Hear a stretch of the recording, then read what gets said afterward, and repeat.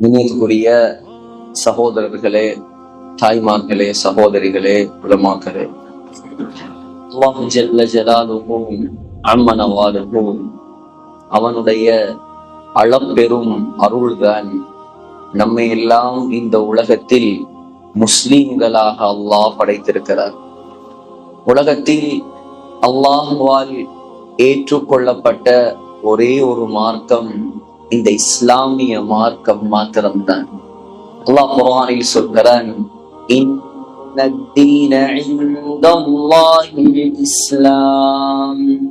இந்த முழு உலகத்தையும் படைத்து பரிபாலித்து பராமரித்து இரட்சித்து பாதுகாத்து போஷிக்கக்கூடிய அந்த வல்லநாயன் அல்லாஹ், அவனால் ஏற்றுக்கொள்ளப்பட்ட மார்க்கம், அவனால் அங்கீகரிக்கப்பட்ட மார்க்கம், அவனால் கபூல் செய்யப்பட்ட மார்க்கம் இந்த உலகத்தில் இஸ்லாமிய மார்க்கம் மாத்திரம்தான்.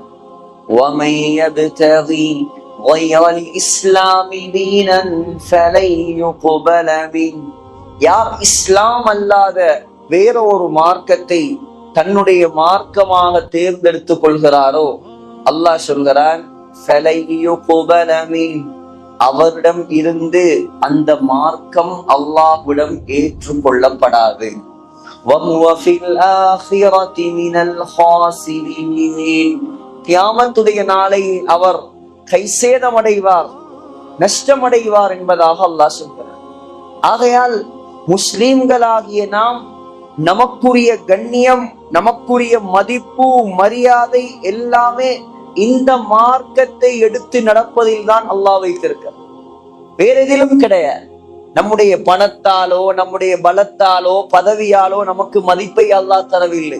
இந்த இஸ்லாம் என்ற புனித ஒரு மார்க்கத்தை நாம் ஏற்றுக்கொண்டதால் தான் அல்லாஹ் நம்மை இந்த உலகத்திலும் கண்ணியப்படுத்தி இருக்கிறான், மறுமையிலும் கண்ணியப்படுத்துவார். ஹிஜ்ரி 15ஆம் ஆண்டு ஹஜ்ரத் உமர் ரலியல்லாஹு அன்ஹுடைய ஆட்சி காலம். உலகமே, உலக வல்லரசுகளே உமர் என்ற பெயரை கேட்டால் பயந்து நடுங்கக்கூடிய காலம். ஹஜ்ரத் உமர் ரலியல்லாஹு அன்ஹுடைய பெயரை சொன்னால் அந்த காலத்து வல்லரசு இத்தாலி, அந்த காலத்து வல்லரசு ஈரான் எல்லாமே நடுங்கும். அப்படிப்பட்ட ஒரு பிரம்மாண்டமான விசாலமான ஆட்சி, 22 லட்சம் சதுர மைல் கிலோமீட்டரை இஸ்லாமிய சாம்ராஜ்யமாக மாற்றிய ஒரே தலைவர்.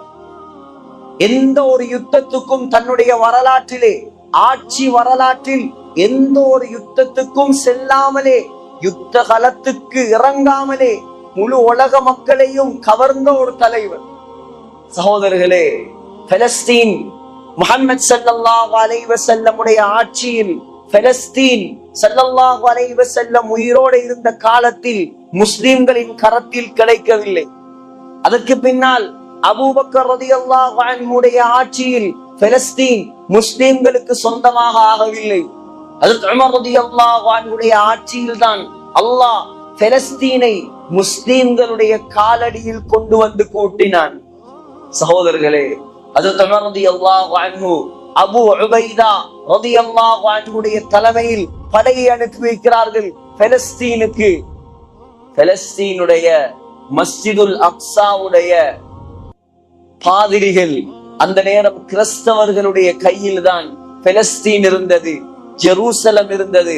சொன்னார்கள், யுத்தம் எல்லாம் வேண்டாம், நாம் பலஸ்தீனை, ஜெருசலத்தை, மஸ்ஜிதுல் அக்ஸாவை உங்களுடைய கையில் ஒப்படைத்து விடுகிறோம். ஆனால் ஒரு நிபந்தனை, உங்களுடைய ஜனாதிபதியை வர சொல்லுங்கள். உங்களோட ஜனாதிபதி ஹஜ்ரத் உமர் வந்தால் நாம் அவருடைய கரத்தில் இந்த அக்ஸாவுடைய திறப்பை தருவதற்கு தயார். உடனே அபூ உபைதா கடிதம் எழுதுகிறார், கலீஃபா ஜனாதிபதி வந்தால் யுத்தம் இல்லாமலேயே திறப்பை தந்து விடுகிறார்களாம். உடனே உமர் ரலியல்லாஹு அன்ஹு முதன் முறையாக ஆட்சி பீடத்தில் இருந்து வெளிநாட்டுக்கு புறப்படுகிறார்கள். ஒரே ஒரு கழுதை பக்கத்தில் தன்னுடைய அடிமை சாலிம் ரலியல்லாஹு அன்ஹு, யார் பெரிய ஹலீஃபா, பெரிய ஆட்சியாளர், 1000 குதிரைகள், 1000 கழுதைகள், 1000 ஒட்டகங்கள், 1000 யானைகள், இப்படியெல்லாம் பெரும் படை திரட்டி கொண்டு கம்பீரமாக தாம்பீகமாக தன்னுடைய பிரயாணத்தை ஆரம்பிக்கவில்லை. ஒரே ஒரு கழுத, அதுல கொஞ்ச நேரம் உமர் ரலியல்லாஹு அன்ஹு உட்காருவாங்க, கொஞ்ச நேரம் சாலிம் உட்காருவார். இப்படித்தான் அவங்க பிரயாணம் போகுது. உமர் ரலியல்லாஹு அன்ஹு சொன்னாங்க, உன்னுடைய டேர்ன் வரும்போது நீ உட்கார்ந்து வா, நான் நடந்து வர்றேன். என்னுடைய டேர்ன் வரும்போது நான் உட்கார்ந்து வர்றேன், நீ நடந்து வா. அப்படியே போய்கிட்டு இருக்கு பயணம். எங்க இருந்து? மக்கால, மதீனால இருந்து ஜெருசலம் கிட்டத்தட்ட 2000 கிலோமீட்டர், 2000க்கு மேற்பட்ட கிலோமீட்டர் அப்படியே போறான். இப்ப பலஸ்தீன் கிட்டவாகுது, ஜெருசலம் கிட்டவாகுது, ஆட்சி பீடம் வரப்போகுது, துறப்பை எடுக்க வேண்டிய இடம் கிடைக்க போகுது. இப்ப அடிமை சொன்னார் சாலிம் ரலியல்லாஹு அன்ஹு, கலீஃபா, ஜனாதிபதி, இப்பொழுது என்னுடைய டேர்ன். நான் கழுதையில உட்கார்ந்து வர வேண்டிய டேர்ன் இது. ஆனா நான் என்னுடைய டேர்ன உங்களுக்கு விட்டு தர்றேன், உங்களுக்கு விட்டு தர்றேன். நீங்க கழுதையில வாங்க, நான் நடந்து வர்றேன். ஏன்னா மக்கள் பார்ப்பாங்க, என்னடா கலீஃபா நடந்து வர்றாரு, அடிமை வாகனத்துல வர்றான், அது அவ்வளவு நல்லா இருக்காது. உமர் ரலியல்லாஹு அன்ஹு சொன்னாங்க, உன்னுடைய டேர்னா மரியாதையா நீ கழுதையில வா, நீ விட்டு தர வேண்டிய அவசியம் எல்லாம் இங்க கிடையாது. ஜனாதிபதி, ஆட்சி, அதிகாரம், பட்டம், பதவி இதெல்லாம் இங்க தேவையில்ல. உனக்குரிய உரிமையை நீ எடுத்துக்க, உன் உரிமை எனக்கு தேவையில்லை. அதுக்கு அங்கால எதுவும் பேச முடியல. அவர் வர்றார். இப்ப அபூ உபைதா ரலியல்லாஹு அன்ஹு பாக்குறாங்க, கலீஃபா நடந்து வர்றாரு, அடிமை வாகனத்துல வர்றாரு. கலீஃபாவுடைய ஆடை, உடுப்பு என்ன சில ஜனாதிபதிக்கு உடுக்குற மாதிரி 15 லட்சம் 30 லட்சம் எல்லாம் கோட் போடல சகோதரர்களே. ஒட்டு போடப்பட்ட ஆடை, ஒட்டு போடப்பட்ட ஆடை கிழிந்து நாமளே அப்படி உடுக்கிறது கிடையாது. நம்மள ஒரு சர்வசாதாரண மனுஷன் கூட, ஒரு வறுமையான ஏழை கூட இந்த காலத்துல கிழிந்து ஒட்டு போட்ட ஆடை உடுப்பதை நாங்கள் கண்டது கிடையாது. ஆனா கலீஃபா ஜனாதிபதி ஆடையில 12 ஓட்டை, 12 ஓட்டையிலையும் 12 பெச்சடிச்சிருக்கு. அப்படியே வர்றான். அபூ உபைதா ரலியல்லாஹு அன்ஹு சொன்னார், ஜெருசலத்துல, பலஸ்தீன்ல, இந்த பைத்துல் மக்திஸ்ல எல்லா பாதிரிமார்களும் உங்களிடம் திறப்பை தருவதற்காக தயாராக இருக்கிறார்கள், உங்களை வரவேற்பதற்காக காத்து கொண்டிருக்கிறாங்க. இந்த உடுப்பை கொஞ்சம் மாத்திக்கிட்டா நல்லா இருக்கு. இந்த ட்ரெஸ் அவ்வளவு நல்லா இல்லையே, ஒரு கலீஃபாவுடைய ட்ரெஸ் மாதிரி இல்லையே, மாத்திக்கிட்டா நல்லா இருக்குமே. நாம என்ன, ஏன் உடுப்ப தரவா, ஏன் ட்ரெஸ் தரவா, நீங்க உங்க ட்ரெஸ் தாங்க.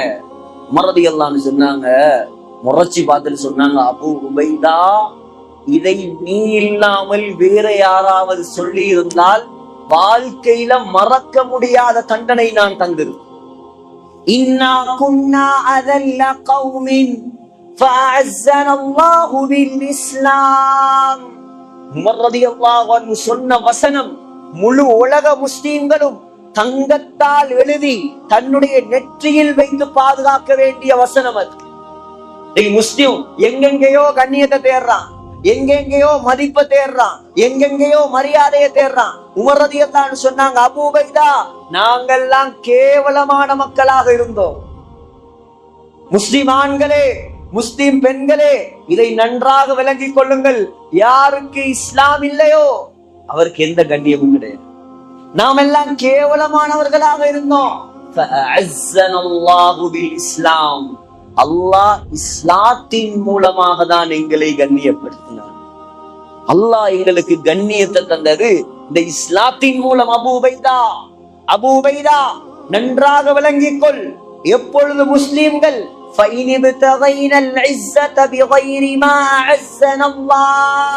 அல்லாஹ் எந்த இஸ்லாத்தின் மூலமாக கண்ணியப்படுத்தினானோ அந்த இஸ்லாத்தை தூக்கி வீசிவிட்டு வேற வேற விடயங்கள் மூலமாக கண்ணியத்தை தேட ஆரம்பிப்பார்களோ அதெல்லாம் அல்லாஹ் முஸ்லிம்களை கேவலப்படுத்த ஆரம்பிப்பார். கேவலப்படுறாங்களா இல்லையா? எங்க பார்த்தாலும் அடி, எங்க பார்த்தாலும் தாக்குதல், எங்க பார்த்தாலும் பிரச்சனை, எங்க பார்த்தாலும் கலவரம். ஏன்? முஸ்லிம்களுடைய உள்ளத்தில் இஸ்லாத்துடைய பெருமதி இல்லாமல் போய்விட்டது. முஸ்லிம்களே இஸ்லாத்தை எடுத்து நடக்க தகுதி இல்லாதவர்களாக மாறிவிட்டார்கள். ஆகையால் கண்ணியமானவர்களே, நம்முடைய கண்ணியம், மதிப்பு எல்லாம் அல்லாஹ் இந்த இஸ்லாத்தில் வைத்திருக்கிறார். ஆணாக இருக்கலாம், பெண்ணாக இருக்கலாம். அல்லாஹ் இந்த இஸ்லாத்தின் மூலமாக தான் எல்லா கட்டங்களிலும் நம்மை கண்ணியப்படுத்தி இருக்கிறார். பெண்களே, உங்களுக்கான விசேட அமர்வு இது. சிந்தித்து பாருங்கள்.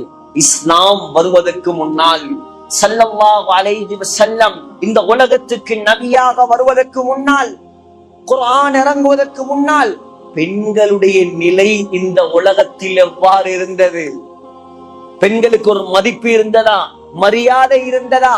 பெண்களை ஜாகிலியா காலத்தில் வியாபார பொருட்களை விட கேவலமாக நடத்தினார்கள். மாத காலங்கள்ல பெண்களை வீட்டுக்குள்ள கூட இருக்க மாட்டானா, வெளியில தள்ளிடுவானா. வேறையா ஒரு ரூமை வச்சு, இந்தா இதுக்கு கடை, வீட்டு பக்கமெல்லாம் வராத. கணவன் செத்துட்டானா நீ வாழவே தகுதி இல்லை. ஜாகிலியா காலம். யாருடைய கணவன் செத்துருவாரோ, மௌத்தாயிருவாரோ, நீ வாழ்வதற்கே தகுதி கிடையாது. நீ எல்லாம் வாழ தகுதி இல்லை, நீ செத்து போயிரு. பொம்பளை புள்ள பிறந்தா அல்லாஹு அக்பர். அந்த எங்கமோ ஒரு ஊர்ல இருக்குல்ல, இப்பயும் அந்த கள்ளிப்பால் கொடுத்து கொள்ளுவாங்க. இப்ப கொள்றானுங்களோ இல்லையோ தெரியல. கள்ளிப்பால் கொடுக்கறது, கொல்றது ஜாகிலியா காலம். அதெல்லாம் இல்ல. கள்ளிப்பால் கொடுக்கறதும் இல்ல, ஒரு பாலும் கொடுக்கறது இல்ல. உயிரோட குழி தோண்டி புதைக்க வேண்டியது. நான் சொல்றது இல்ல, அல்லாஹ் சொல்றான். அல்லாஹ் சொல்றான், فَإِذَا بُشِّرَ أَحَدُهُمْ بِالْأُنْثَى. அல்லாஹ் சொல்றான், ஜாகிலியா காலத்தில் யாராவது ஒரு தகப்பனுக்கு உங்களுக்கு ஒரு ஆண் குழந்தை அல்ல பெண் குழந்தை பிறந்திருக்கிறது என்பதாக சொல்லப்பட்டால், அல்லாஹ் சொல்றான், பெண் குழந்தை பிறப்பது நன்மாராயம். நன்மாராயம். இந்த நன்மாராயம் அவனுக்கு சொல்லப்பட்டால், அந்த தகப்பன் இருக்காரே,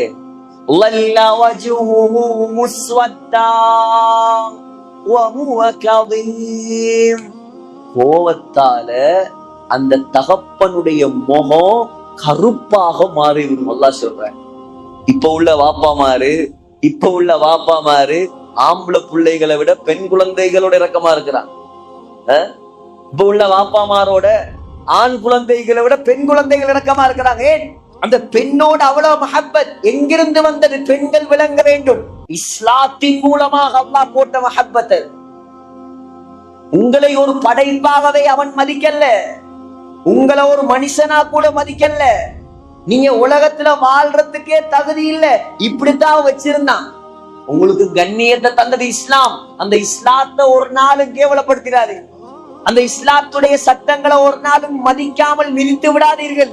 அந்த இஸ்லாத்துடைய சட்ட திட்டங்களை தலைக்கு மேல் வைத்து தாங்குங்கள்.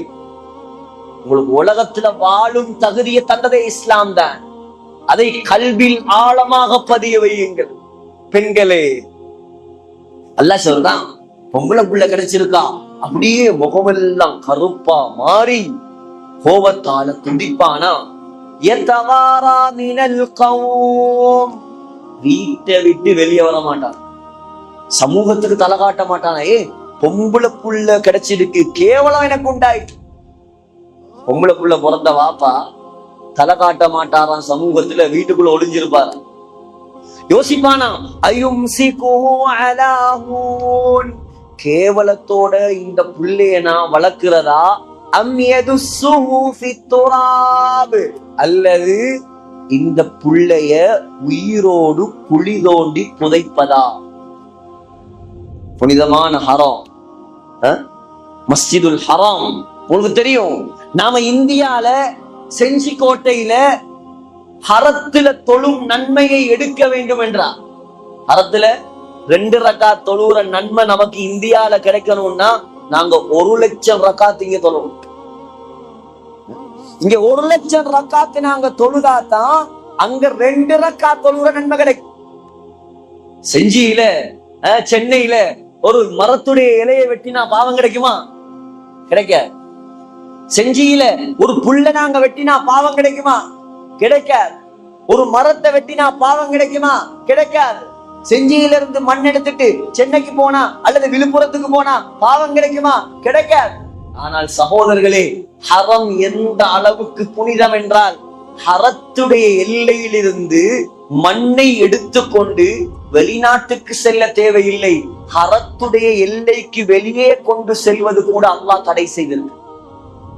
மண்ணை கூட கொண்டு வர முடியாது, ஒரு இலைய கூட வெட்ட முடியாது, ஒரு புல்ல கூட பிக்க முடியாது, ஒரு புறாவை கூட அதட்ட முடியாது, வேட்டையாட முடியாது.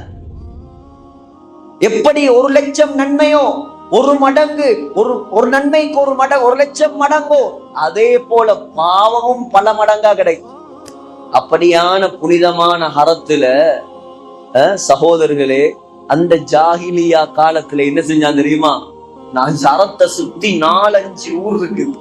ஹரத்தை சுத்தி முதலாவது பிஸ்பலா, ஸ்ரீலங்கா இந்தியால இருந்தெல்லாம் போனா அங்கதான் தங்குவா.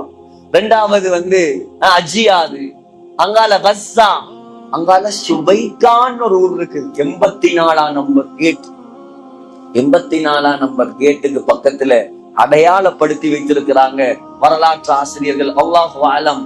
அந்த இடம்தான் ஜாஹிலியா காலத்தில் பெண் குழந்தைகளை உயிரோடு குழி தோண்டி புதைத்த இடம்.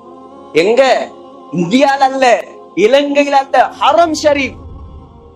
பிறந்தாச்சா சில ரிவாயத்துல வருது, பிறந்து அந்த அம்மா மறைச்சி வச்சு அந்த குழந்தை பெரியாள் ஆனதுக்கு பின்னால தகப்பனுக்கு இறக்கம் வருன்னு சொன்னாவா, தகப்பன் என்ன செஞ்சானா கொண்டு போய் பெரிய புள்ளையை புதைச்சிட்டான். எந்த அளவுக்குண்டா, மண்ணை தோண்டி புதைக்கும் போது தகப்பனுடைய தாடியில் பட்ட மண்ணை அந்த பெண் குழந்தை தட்டி விடுகிறாள். அதையும் கூட பொருட்படுத்தாமல் குழந்தையை குழி தோண்டி புதைத்தார். அவ்வளோ கேவலப்படுத்தினாங்க பொம்பளையில, அவ்வளோ நாசமான படைப்பாக கருதினார்கள். உலகத்துல வாழையே தகுதி இல்லைண்டா. குர்ஆன் வந்தது, முஹம்மது ஸல்லல்லாஹு அலைஹி வஸல்லம் நபியாக வந்தார்கள், இஸ்லாம் வளர்ந்தது. பெண்களுக்குரிய கண்ணியம், பெண்களுக்குரிய மேன்மை, பெண்களுக்குரிய உரிமை, பெண்களுக்குரிய கடமை ஒவ்வொன்றாக ஸல்லல்லாஹு அலைஹி வஸல்லம் பெண் என்ற குலத்தை உயர்த்த ஆரம்பித்தார். பெண்களுடைய தரத்தை உயர்த்த ஆரம்பித்தார்கள். பெண்கள் கொல்லப்பட வேண்டியவர்கள் அல்ல. குர்ஆனை அல்லாஹ் இறக்கினான், வஇதல் மௌஊதது சுயிலத், வஇதல் மௌஊதது சுயிலத். உயிரோடு குழி தோண்டி புதைக்கப்பட்ட எல்லா பெண் குழந்தைகளையும் எழுப்பி நிப்பாட்டி அல்லாஹ் கியாமத்துடைய நாளையில் கேட்பானாம், பிஐதம் பின் குதிலத்.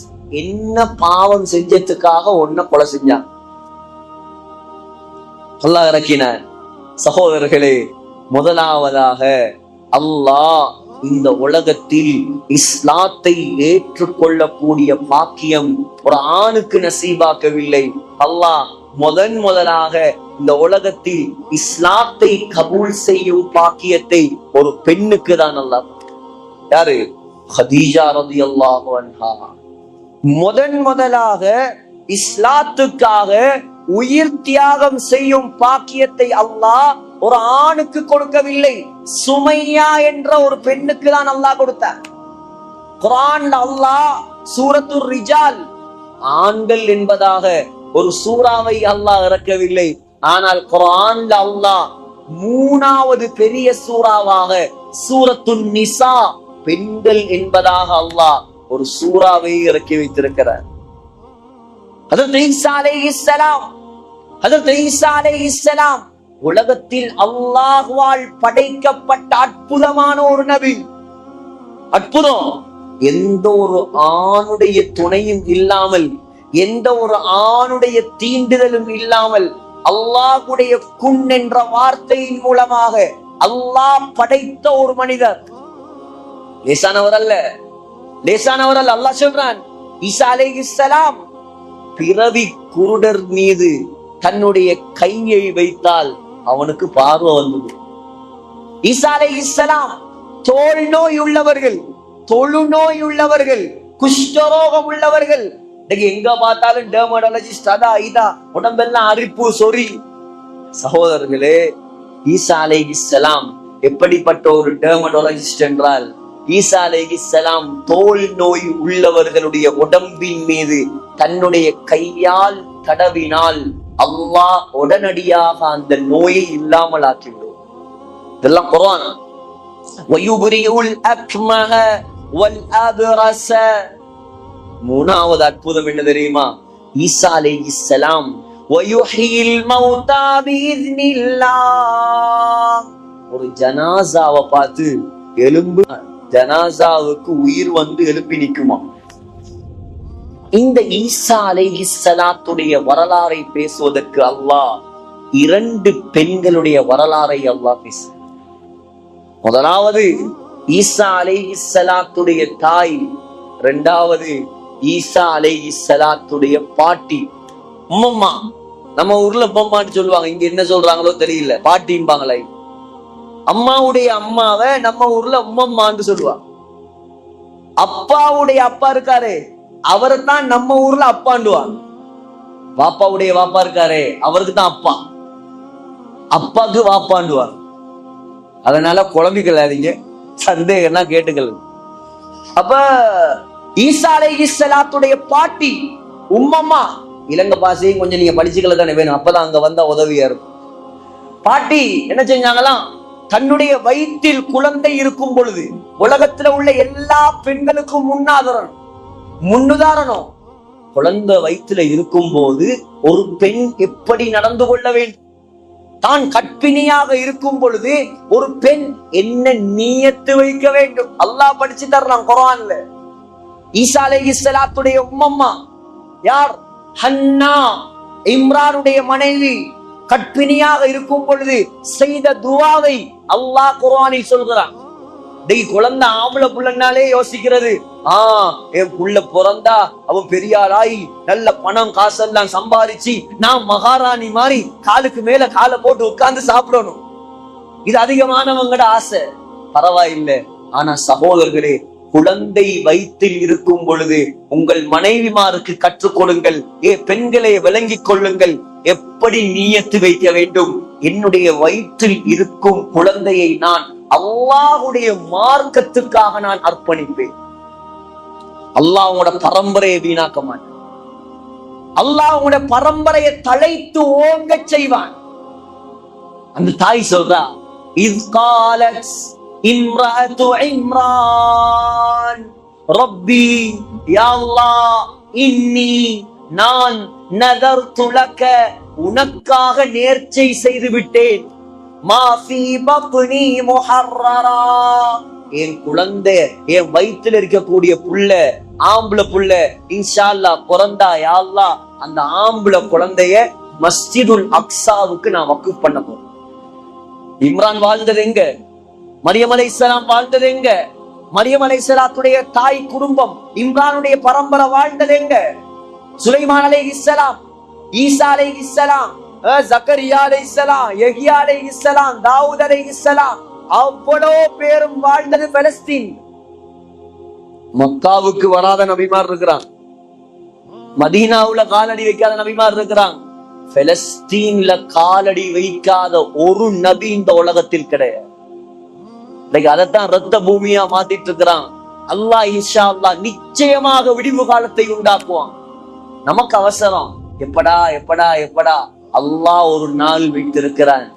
ஸல்லல்லாஹு அலைஹி வஸல்லம் சொன்னாங்க, வரும் ஒரு காலம் உம்ரானு பைத்துல் மக்திஸ், பலஸ்தீன் ஜெருசலம் செழிப்பான பூமியாக மாறும். முழு உலக முஸ்லிம்களும் தங்களுடைய ஊர்களை எல்லாம் விட்டு பலஸ்தீனில் போய் குடியேற ஆரம்பிப்பார். இன்னைக்கு பலஸ்தீனுக்கு போறனாலே பயப்படுறான், யாரும் போக மாட்டான். அல்லாஹ்வுடைய தூதர் சொன்னாங்க, ஒரு காலம் வரும், ஹாக்கிம்ல இப்னு ஹவாலாவை பார்த்து சொன்னார்கள், இப்னு ஹவாலா, இப்னு ஹவாலா, ஒரு நாள் வரும் அல்லாஹ் இந்த இஸ்லாமிய சாம்ராஜ்யத்தின் மத்திய அரசாக, சென்ட்ரல் கவர்மெண்டாக பலஸ்தீனை தான் அல்லாஹ் மாத்தும். இந்த சவுதி, இந்த கட்டாரு எல்லாம் போயிடும். வருங்காலத்து இஸ்லாமிய பேரரசு, இஸ்லாமிய சாம்ராஜ்யம், இஸ்லாமிய குடியரசு பலஸ்தீன் உள்ளத்தில் குறித்து வைத்துக் கொள்ளுங்கள். ஆயாத்தோடு இருந்தா பாருங்க, அல்லாஹ்வுடைய தூதர் சொன்னது நடக்கும்.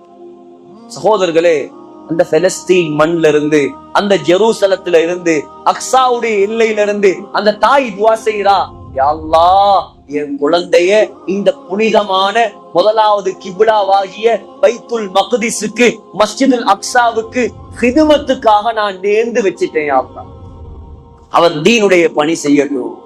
தாய் நல்ல நியத்து வச்சா அல்லாஹ் நாட்டம் எப்படி தெரியுமா? ஆண் குழந்தை அல்ல, பெண் குழந்தை. இவன் நினைச்சா எனக்கு கிடைக்க போறது பெண் குழந்தை அல்ல, ஆண் குழந்தை. ஆனா அல்லாஹ்வுடைய நாட்டம் உனக்கு கிடைக்கிறது ஆண் குழந்தை அல்ல, பெண் குழந்தை. இப்ப புள்ள பிறந்துருச்சு. பிறந்ததோட பார்த்தா பெண் குழந்தை. என்ன பண்றது? பெண் குழந்தை அதெல்லாம் சரி வராது, விட்டுட்டு வேலையை பார்ப்போம். அப்படி இல்லை. فلما وضعتها قالت ربي إني وضعتها أنثى. யா அல்லாஹ், பொம்பளை புள்ள கிடைச்சிருக்குது, பரவாயில்ல. பொம்பளை புள்ளையா இருந்தாலும் வெச்ச நேர்ச்சையை நான் நிவர்த்தி செய்வேன். கொண்டு போயிட்டு புள்ளைய மஸ்ஜிதுல் அக்ஸால வச்சுட்டான்.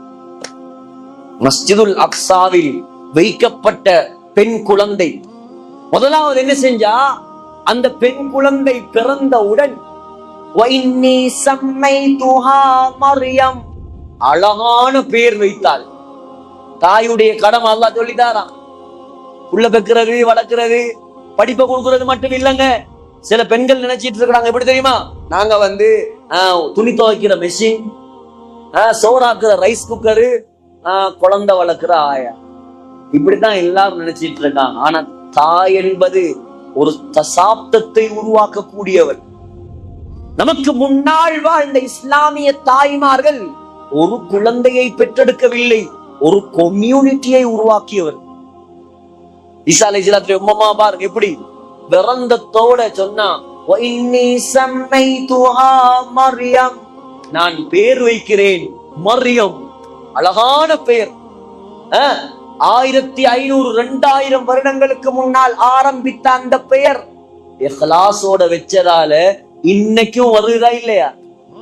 இன்னைக்கும் சேலத்துல இருக்கிறாங்களா இல்லையா? தமிழ்நாட்டுல இருக்கிறாங்களா இல்லையா? விழுப்புரத்துல இருக்கிறாங்களா இல்லையா? செஞ்சியில இருக்கிறாங்களா இல்லையா? முழு உலகத்திலையும் மரியம் இருக்கிறாங்க. முதலாவது அழகான பெயர் என்ன பெயர்? மரியம். இரண்டாவது குழந்தைக்காக துஆ செய்தார்.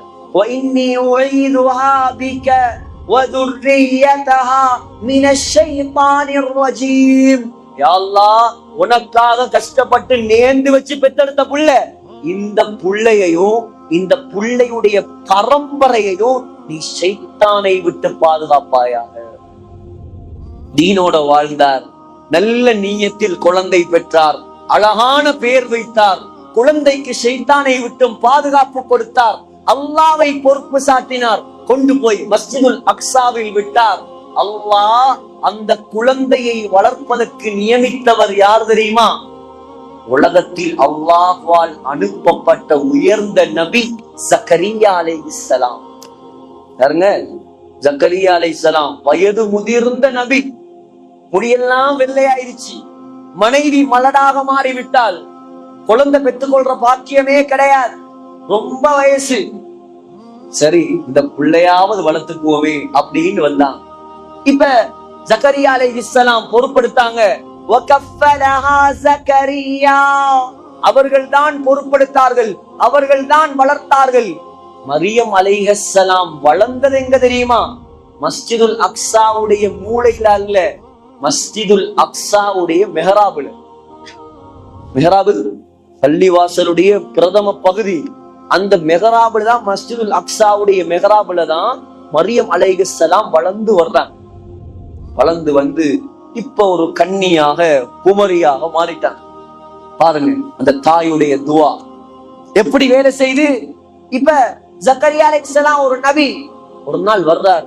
குல்லமா தഖல அலைஹா ஜக்கரியா மிஹ்ராப் வஜத இன்தஹா ரிஸ்கா. வந்து பார்க்கிறார், மரியம் அலைஹிஸ்ஸலாம் பழங்களை வைத்துக் கொண்டு சாப்பிட்டு கொண்டிருக்கிறார். என்ன பழம்? என்ன பழம்? சீசன்லயே இல்லாத பழம், பலஸ்தீன்லயே கிடைக்காத பழம். உதாரணமா ஸ்ரீலங்கால தூரி என்ற ஒரு பழம் இருக்கு, உங்களுக்கு தெரியுமா? இங்க இருக்கோ தெரியல. தூரி என்ன ஒரு கலீல் அஹ்மத் மௌலானா கீரனூரி சொல்லுவாங்க, ஸ்ரீலங்கா வந்தா தூரி எங்கா தின்னாம போகப்படாது. அது ஸ்ரீலங்கால ரொம்ப ஃபேமஸ், அங்க இருக்குது, மலேசியால இருக்குது, உங்களுக்கு தெரிஞ்சிருக்கும். அவ தூரியங்காக இப்ப ஒருத்தர், ஒரு பொம்புல உதாரணமா வச்சு சாப்பிட்டு இருக்கா, எங்க செஞ்சியில. எம்ஜிஆர் நகர்ல சாப்பிட்டு இருக்கான். மத்த பொம்பளைங்க எல்லாம் கேட்பாங்களா இல்லையா? எங்காலம்மா உனக்கு மட்டும் தூரியங்கா, செஞ்சியில தூரியங்காவே கிடையாது கேட்பாங்களா இல்லையா? இப்ப கேட்கிறார் ஜக்கரியா அலைஹிஸ்ஸலாம், இது என்னது? சீசன்ல இல்லாத, பலஸ்தீன்ல கிடைக்காத பழங்களை நீ சாப்பிட்டு கொண்டிருக்கிறாய். அன்னால கிஹாதா, மரியமே உனக்கு இதை யார் தந்தது? மரியம் அலைஹிஸ்ஸலாம் சொன்னாங்க, காலத் ஹுவ மின் இந்தில்லாஹ், அல்லாஹ் வானத்திலிருந்து டைரக்டா இறக்கி தந்தான். சீசன்ல இல்லாத பழத்தை யார் கொடுத்திருக்கான்? அல்லாஹ் மஸ்ஜிதுல் அக்ஸால இறக்கி இருக்கான். சொன்னாங்க இன்னொரு வார்த்தை, இன்னல்லாஹ யர்ஸுகு மன் யஷா, அல்லாஹ் யாருக்கு விரும்புகிறானோ அவர்களுக்கு பிகைரி ஹிசாப், நினையாத புறத்தால் கணக்கில்லாமல் அள்ளி கொடுப்பான். ஜக்கரியா அலைஹிஸ்ஸலாம் யோசிக்கிறார், சீசன்ல இல்லாத பழங்களை மரியம் அலைஹிஸ்ஸலாத்துக்கு கொடுக்கிறதுக்கு அல்லாஹ்க்கு சக்தி இருந்தா இந்த கிழவனுக்கு குழந்தைய தர்றதுக்கு அல்லாஹ்க்கு சக்தி இருக்காதா? யாருங்க? ஒரு நபி, நபி அல்லாஹ்வுடைய நெருக்கமான நபி. குர்ஆன்ல 25 பெயர் சொல்லப்பட்ட ரசூல்மார்களில் ஒருவர்.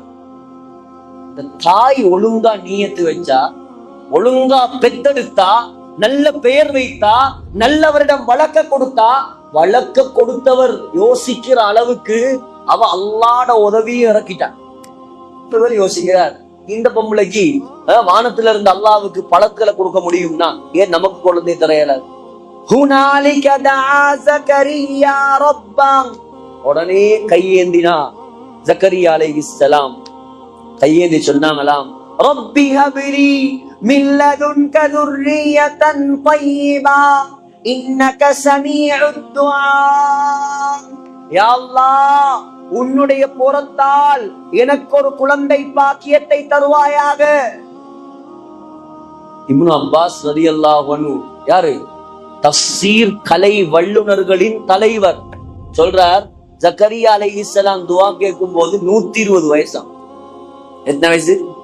120 வயசாம். பஞ்சாதிக்கு வயசு 99. பஞ்சாதிக்கு 99 வயசு, ஜக்கரியா அலைஹிஸ்ஸலாத்துக்கு 120 வயசு. சும்மா யோசிச்சு பாருங்களேன், ஒரு 70 வயசு தாத்தாவும் ஒரு 69 வயசு ஒரு பாட்டியும் ஒரு வியோஜி கிட்ட போறாங்க, எங்களுக்கு குழந்தை இல்ல, ஏதாவது வழி இருக்கா? வியோஜி அடிச்சு விரட்டுவான். உங்களுக்கு இந்த வயசுலயா குழந்தை தேவைப்படுது? போய் கபரை தோண்டி வைங்க, மௌத்தாகிறதுக்கு ரெடியா. இதெல்லாம் தேவையில்லாத ஹாப்பெல்லாம் வைக்காதீங்க. இந்த வயசுல உங்களுக்கு ஏன் குழந்தை கிடைக்க போகுது? ஆனா படைத்த ரப்புல் ஆலமீன் எப்படியானவன், அவன் நினைத்தால் செய்வான். 120 வயசு வயசாலி கையேந்திராரு, யா அல்லாஹ் எனக்கு குழந்தை வேணும். 99 வயசு கிழவி, குழந்தை பாக்கியமே கிடைக்காதுன்னு எல்லாரும் சொல்லிட்டாங்க, மலடிட்டாங்க. அதையும் சொன்னார், யா அல்லாஹ் வம்ராத்தி ஆகிர், என் மனைவி மலடி. இன்னி வகனல் ஆபமு மின்னி, என் எலும்புகள் எல்லாம் பலகீனமாகிவிட்டது, முடியெல்லாம் வெள்ளையாயிருச்சு. ஏன் உடம்புல பிசிக்கலி எந்த ஃபிட்னஸும் கிடையாது, என் உடம்புல எந்த சக்தியும் இல்ல, என்னால புள்ள பெத்துக்க முடியாது. ஆனா மரியமுக்கு உனக்கு சாப்பாடு கொடுக்கலன்னா எனக்கு புள்ளையத்தான். அல்லாஹ் சொல்லிட்டான், அல்லாஹ் சொல்லிட்டான், உங்களுக்கு புள்ளையை நாங்கள் தந்து விடுவோம். இப்ப இவருக்கு ஆச்சரியம், எனக்கா புள்ளையா இந்த வயசுலயா? அது எப்படி? அல்லாஹ் சொன்னான், கால கதாலிக், அது அப்படிதான். அது எப்படி எனக்கு? அது அப்படிதான். கால ரப்புக ஹுவ அலைய ஹய்யின், அது உனக்கு தான் பெரிய விஷயம். அல்லாஹ் சொல்றான், எனக்கு சிம்பிள் மேட்டர், அது எனக்கு சிம்பிள், நான் நினைச்சதை செய்யறவன் இல்ல. உனக்கு குழந்தை தாரதுல எனக்கு ஒரு மேட்டரா? நீ இப்பதான் கேட்டிருக்க. எனக்கு அதெல்லாம் ஒரு சப்ஜெக்ட் இல்ல, எனக்கு லேசான விஷயம். وَقَدْ خَلَقْتُكَ مِنْ قَبْلُ وَلَمْ تَكُ شَيْئًا. ஏ ஜக்கரியா, ஒன்றுமே இல்லாமல் இருந்தீங்க. ஒரு 120 வருஷத்துக்கு முன்னால உங்களுக்கு அட்ரஸே இருக்கல்ல. இப்ப 29 வருஷத்துக்கு முன்னால எனக்கு அட்ரஸ் இருந்துச்சா? நான் யாருங்க? 50 வருஷத்துக்கு முன்னால உங்களுக்கு அட்ரஸ் இருந்துச்சா? அட்ரஸே இல்லாம இருந்த உங்களை எனக்கு படைக்கலன்னா, வயசு போன உனக்கு குழந்தைய தாரது எனக்கு பெரிய வேலையா? நீ ஒன்றும் பண்ண தேவையில்ல. 3 நாள் யாரோடையும் பேசாம போய் மிஹராப்ல திக்ர்ல ஏறி குழந்தை கிடைக்கும். அது மாத்திரமில்ல, லேசான குழந்தை அல்ல, ரொம்ப விசேஷமான குழந்தை. அல்லாஹ் சொல்றான், எப்படியான குழந்தை? وَإِنِّي سَمَّيْتُهُ يَحْيَى. அல்லாஹ் சொல்றான், சம்மைதுஹு யஹ்யா, உனக்கு குழந்தைய தந்தாச்சு, அந்த குழந்தைக்கு நீ பேர் வைக்க தேவையில்ல, நானே பேர் வச்சு தர்றேன். என்ன பேரு? யஹ்யா. அது மாத்திரமா? லேசான பேரா? லம் நஜஅல் லஹு மின் கப்லு சமியா. இந்த உலகத்தில் யாருக்கும் இதுக்கு முன்னாடி யஹ்யான்னு நான் பேர் வைக்கவும் இல்லை. முதன் முறையா உன் குழந்தைக்கு தான் வைக்கிறேன் யஹ்யா. அல்லாஹ் சொல்றான் இரண்டாவது முஸத்திகம் பிகலிமத்தின் மின். இரண்டாவது சிறப்பு, அந்த குழந்தை யார் தெரியுமா? ஈசா அலைஹிஸ்ஸலாத்தை முதலாக ஈமான் கொள்ளக்கூடிய குழந்தை. ஈசா அலைஹிஸ்ஸலாம், யஹ்யா அலைஹிஸ்ஸலாம், ஜக்கரியா அலைஹிஸ்ஸலாம் எல்லாம் ஒரே பீரியட்ல வாழ்ந்தவர். கொஞ்சம் தான் வித்தியாசம். முதலாவது ஈசா அலைஹிஸ்ஸலாத்தை ஈமான் கொள்வார். இரண்டாவது வகான சய்யிதன், தலைவராக மாறுவார். வரசூலன், சய்யிதன் வரசூலன் வநபிய்யம் மினஸ் சாலிஹீன். சகோதரர்களே, தலைவராகுவாரு, நபியாக ஆகுவார். ரசூலன் அல்ல, ஹசூரன், ஹசூராக மாறுவார். ஹசூர்ண்டா என்னங்க? ஹசூர்ண்டா என்ன தெரியுமா? உலகத்துல அல்லாஹ் அனுப்பிய எல்லா நபிமார்களும் திருமணம் முடிச்சு புள்ள கூட்டி தான் வாழ்ந்தான். ஆனா ரெண்டு நபிமார் திருமணம் முடிக்கல. யார்? ஒன்று யஹ்யா அலைஹிஸ்ஸலாம், இரண்டாவது ஈசா அலைஹிஸ்ஸலாம்.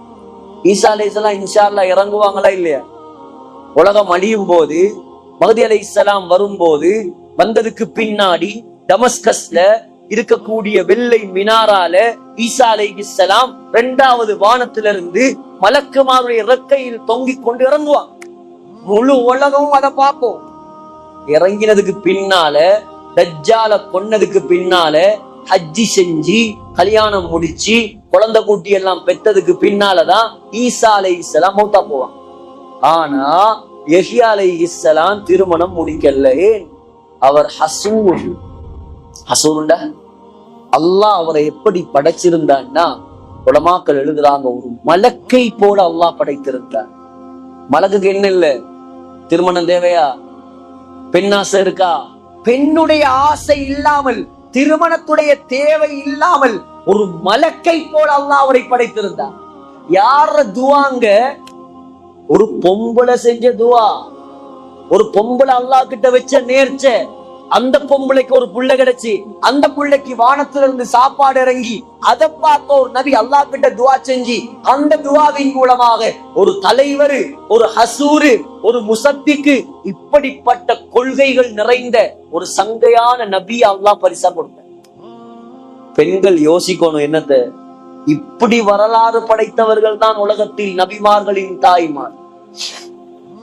ஒரு ஈசா அலைஹிஸ்ஸலாத்துடைய வரலாறுக்கு பின்னால எத்தனை வரலாறு இருக்குது பாத்தீங்களா? ஆகையால் பெண்களே, நீங்கள் எல்லாம் லேசானவர்கள் அல்ல. சமூகத்தின் கட்டமைப்பே நீங்கள் தான். பெண்கள் எல்லாம் எப்படி தெரியுமா? மரத்துடைய ரூட், மரத்துடைய வேர போல மறைந்துதான் இருப்பாங்க. ஆனால் மறைந்து இருந்து குடும்பத்தை, வீட்டை, கணவனை, பிள்ளைகளை, குழந்தைகளை சமைத்து அல்லாஹ்வோடு நெருக்கமாக மாத்தி உறுதியாக்க மரத்துடைய வேர் எவ்வளவு நிலத்துல உறுதியாகுமோ அந்த அளவுக்கு மரம் செழிப்பாக வளர்ந்து அப்படியே விருட்சமாக மாறும். எப்ப மரத்துடைய வேறு என்னால நிலத்துக்கு கீழே எல்லாம் இருக்க முடியாது. ஏன்னா நீ மட்டும் வெளியில இருக்கிற, ஆம்பளைங்க மட்டும்தான் வெளியில சுத்துவீங்களா? ஆம்பளைங்க மட்டும்தான் எல்லா இடத்துக்கும் போவீங்களா? நாங்களும் வெளியில வர போறோம், நாங்களும் சுத்த போறோம், நாங்களும் டிக்டாக் பண்ண போறோம், நாங்களும் என்ன மூஞ்ச மூடிக்கிட்டு நாங்களும் பயம் பண்ண போறோம். நீங்க மட்டும் அஜல்த்து மட்டும் தான் பயம் பண்ணுவீங்களா? நாங்களும் மூஞ்ச மூடிக்கிட்டு நாங்களும் பேசுவோம். அப்படி செய்யாதீங்க, இப்படி செய்யாதீங்க. ஒரு மூஞ்ச மூடிக்கிட்டு மக்களை அல்லாஹ் பாதுகாக்கணும். யாருங்க அனுமதி தந்தது உங்களுக்கு? இதெல்லாம் இந்த காலத்துல ஒரு சர்வ சாதாரணமான கேவலமான விஷயம். TikTok, Facebook, Instagram. ஒரு காலம் இருந்துச்சு, மாப்பிள்ளைய கல்யாணம் பேசினா மாப்பிள்ளை பார்த்தா ஒரு பொம்பளை வாய் திறந்து பேச மாட்டான். புகாரியில ஒரு பாடமே இருக்குதுங்க. புகாரியில ஒரு பாடமே இருக்குது, பாபு இஸ்திலானில் பிக்ர். ஒரு கன்னி பெண்ணிடம் திருமண அனுமதி கேட்கிறது எப்படி? ஸல்லல்லாஹு சொன்னாங்க, இத்னுஹா சம்துஹா. அந்த பெண் வெட்கத்தால, ஆமா எனக்கு கல்யாணம் பண்ணி வைங்க, இவரை பிடிச்சிருக்கு அப்படி கூட சொல்ல மாட்டாளாம். அவள் அமைதியாக இருந்தாள் என்றால் அவளுக்கு இந்த திருமணம் பிடித்திருக்கிறது என்று அர்த்தம். நீங்கள் திருமணம் செய்து வைக்கலாம். இப்ப அப்படியா வந்து அது முன்னாடி உட்கார்ந்துகிட்டு, எனக்கு வர்ற மாப்பிள்ள மாசம் 2 லட்சம் சம்பளம் இருக்கணும், அவர்கிட்ட ஒரு BMW கார் இருக்கணும், அவருக்கு சென்னையில கடை இருக்கணும், விழுப்புரத்துல அவருக்கு காணி இருக்கணும், நிலம் இருக்கணும். இந்த கண்டிஷன் எல்லாம் இருந்தா தான் ஹைட் இத்தனை இருக்கணும், வெயிட் இத்தனை இருக்கணும், கண் இப்படி இருக்கணும், காது இருக்கணும், என்னென்ன எல்லாம் சொல்றா. முன்னேற்றமான காலம், முன்னேற்றமான காலமாம், சமூகம் சீரழிந்த காலம். ஆகையால் பெண்களே, உங்களோட வாழ்க்கையை தடம் புரண்டு விடாதீர்கள், உங்களோட தடத்தை மாற்றி விடாதீர்கள். உங்களுடைய முன்னோர்களை பாருங்கள், நபிமார்களுடைய மனைவிமாரை பாருங்கள், ஆசியா ரலியல்லாஹு அன்ஹாவை பாருங்கள், அன்னை ஃபாத்திமாவை பாருங்கள், அம்மா ஆயிஷாவை பாருங்க. ஆயிஷா அம்மா முஸ்னத் அஹ்மதுல வருது. சுப்ஹானல்லாஹ், நீங்க யார வரலாறு படிக்க தேவையில்லை, ஆயிஷா ரலியல்லாஹு அன்ஹாவுடைய வரலாறையும் ஃபாத்திமா நாயகியுடைய வரலாறை படிச்சா போதும், உங்களுக்கு முழு முன்மாதிரியையும் அல்லாஹ் வைத்திருக்க. எவ்வளவு அமைஞ்சி, எவ்வளவு சமைஞ்சி, எவ்வளவு பக்குவமா பேணுதலா உலகத்துல வாழ்ந்தாங்கண்டா ஆயிஷா ரலியல்லாஹு அன்ஹா. அவங்களோட வீட்டுக்குள்ளதானே நம்முடைய அருமை நாயகம் ஸல்லல்லாஹு அலைஹி வஸல்லம் அடக்கம் செய்யப்பட்டிருக்கிறாங்க. இப்ப சொல்றாங்க, என் மாப்பிள்ளை என் வீட்டுக்குள்ள இருந்தார், அவர் இருந்த நேரம் எல்லாம் ஒரு மாப்பிள்ளைக்கு முன்னால எப்படி இருக்கணுமோ அத போல நான் இருந்தேன். ஒரு மாப்பிள்ளைக்கு முன்னால ஒரு பொம்பளை எப்படி இருக்கலாம்? எப்படி வேணும்னாலும் இருக்கலாம், எந்த தடையும் கிடையாது. மேக்கப் பண்ணிக்கலாம், வேண்டிய ஆடை உடுத்துக்கலாம், எப்படி வேணாலும் இருக்கலாம்.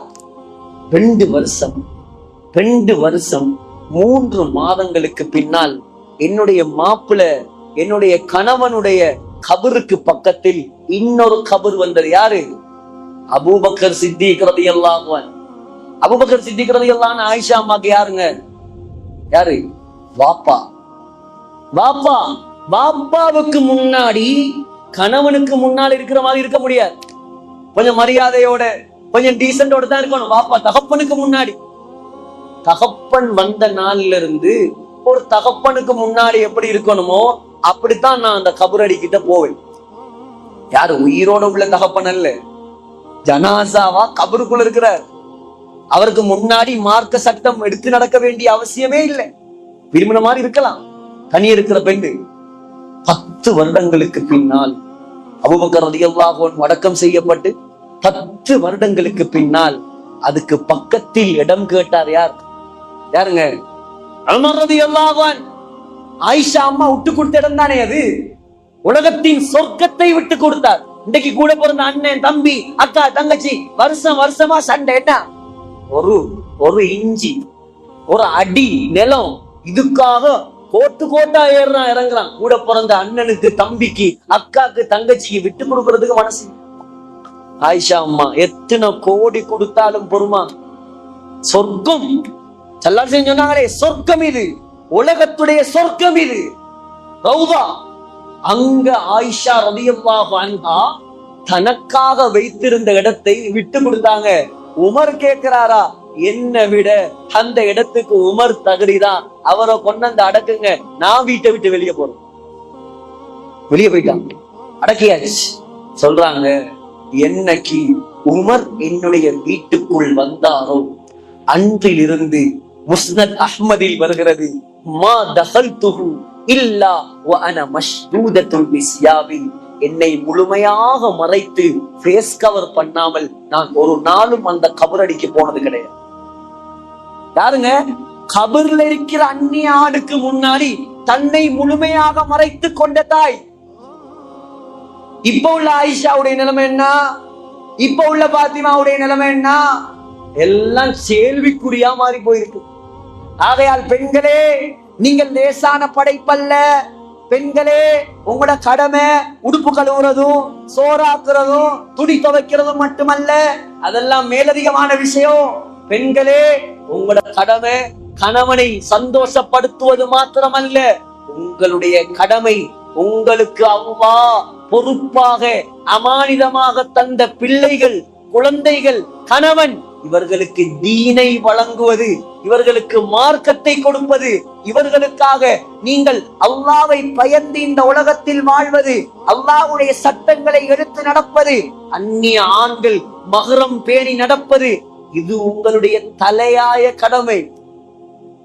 அல்லாஹ் நாளை கேட்க மாட்டான், மாப்பிள்ளைக்கு சோறாக்கி கொடுத்தியா, உடுப்பு கழுவி கொடுத்தியா? இதெல்லாம் மேலதிகமான விஷயம்.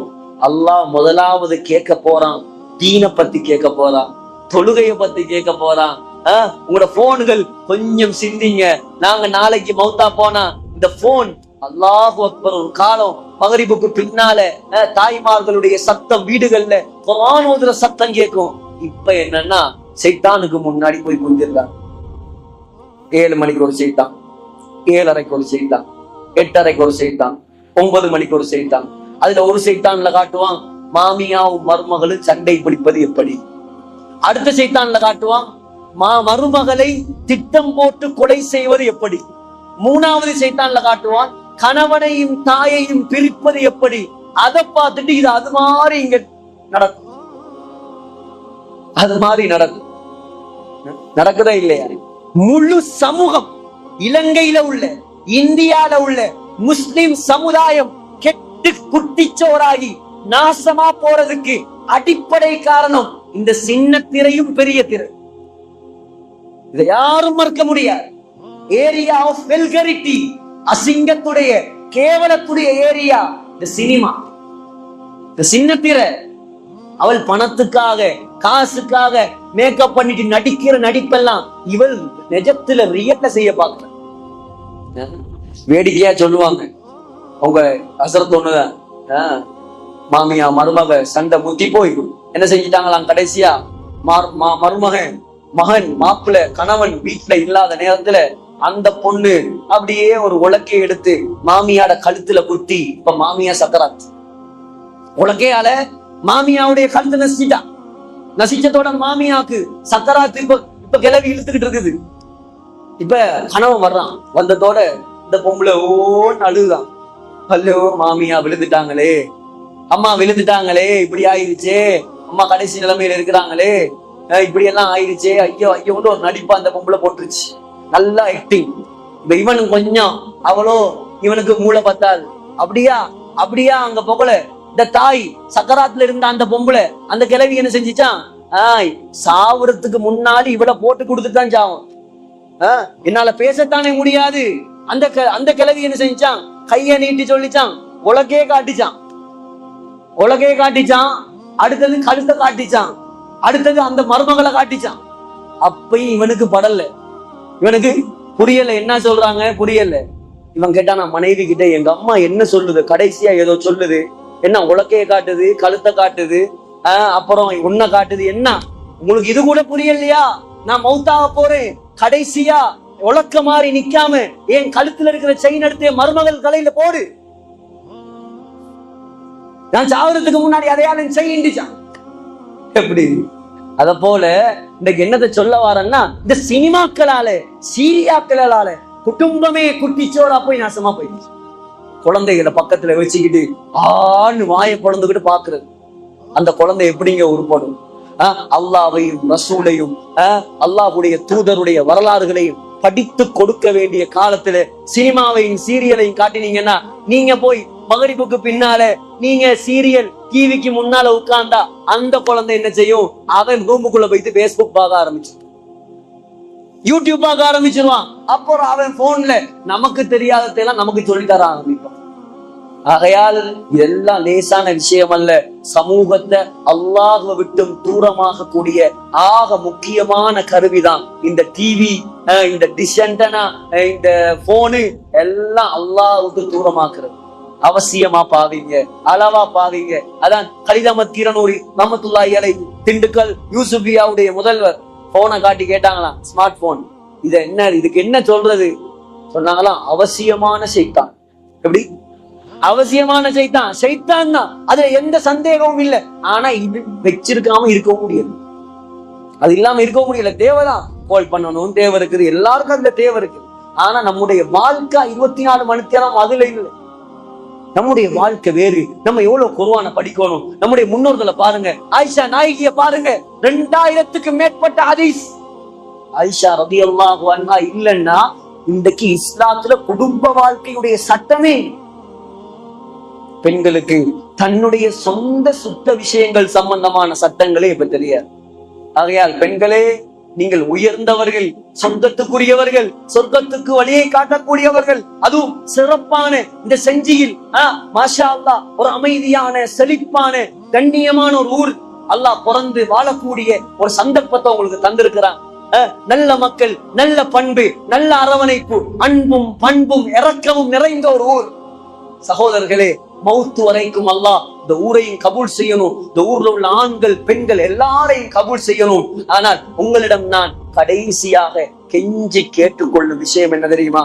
அல்லாஹ் உங்களுக்கு நாடிய முன்னேற்றத்தை துனியாவுல தருவான். தயவு செய்து ஆண்களும் பெண்களும் மறுமையை பற்றி சிந்திக்க ஆரம்பியுங்கள். தொழுகைக்கு எப்படி மக்களை இழுக்கலாம், தொழுகையாளிகளுடைய வீதத்தை எப்படி அதிகரிக்கலாம், எப்படி மக்களை போய் அலைஞ்சி திரிஞ்சி பாடுபட்டு கால கைய பிடிச்சாவது இந்த பள்ளிவாசலுக்கு கொண்டாங்க. பெண்களே, கணவன்மாரு, வயது வந்த ஆண்கள் உங்களோட வீட்டுல தொழாம உட்கார்ந்து இருக்கிறானா, அகப்பையால அடிச்சாவது விரட்டு. போ, உனக்கு சோறு தர மாட்டேன், நீ தொழலன்னு முடிவெடுங்க. இதுக்கு பின்னால தொழாத உனக்கு ஒரு பச்சை தண்ணி தரமா? தொழு, அல்லாஹ்வை வணங்கு, வீட்டுல தருத்திரியத்தை உண்டாக்காது, கெட்ட நண்பர்களோட சேராது, கெட்ட விஷயங்களை பார்க்காது, போதை கடுமையானவங்களோட தொடர்பா இருக்காது. இந்த விஷயத்துல நீங்க கவனம் செலுத்துங்க. ஒரு 4-5 வருஷத்துல பாருங்க, தொழுகை வீதம் கூட கூட போதை ஒளிந்து போக போக வாலிபர்களுடைய ட்ரக்குகள் மாற மாற, குறிப்பா வாலிபர்கள் எல்லாரையும் கட்டி கொண்டாந்து ஒரு ப்ரோக்ராம் செய்யும். இருக்கிற வாலிபர்கள் எல்லாரையும் இழுத்து கொண்டாந்து பள்ளிவாசல கட்டி வச்சாவது அவனுக்கு ஒரு சில விஷயங்கள் சொல்லணும். ஏன்னா வாலிபர்களை முழுமையா டார்கெட் பண்றான்.